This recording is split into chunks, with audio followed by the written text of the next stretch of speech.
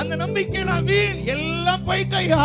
நான் என் கண்கள் தெரிகிற ஒரே ஒரு வெளிச்சம், எனக்கு தெரிகிற ஒரே ஒரு இடம், இரட்சகர் இயேசு வானத்தையும் பூமியும் உண்டாக்கின என் கர்த்தர் ஒருவர் தான். எனக்கு எல்லாரும் உதவி செய்வாங்க நினைச்சேன், அவன் உதவுவான் இவன் உதவுவான் நினைச்சேன். ஆனா எல்லாரும் கைவிட்ட போதுதான் எனக்கு தெரியும் எல்லா திசைகளும் அடைக்கப்பட்டிருக்கிறது. ஆனால் ஒரே ஒரு திசை என் குழியின் அனுபவத்திலே திறந்திருக்கிறது. அது இரட்சகர் இயேசு, என்னை பார்க்கிற என்னை காண்கிற ஒரு கர்த்தர் இருக்கிறார். யோசேப்பை குழியிலிருந்து எடுத்த கர்த்தர் என்னையும் உயர்த்தி எடுப்பார். என் நம்பிக்கை அவர்தான் என்று அவர் மேல் விசுவாசம் வைத்திருக்கிறேன். அவர் நேற்றும் இன்றும் என்றும் மாறாதவர். கைகளை தட்டி கர்த்தரை ஸ்தோத்திரம் பண்ணுவோம். ஓ ஹல்லேலூயா, அவர் மாறாதவர்.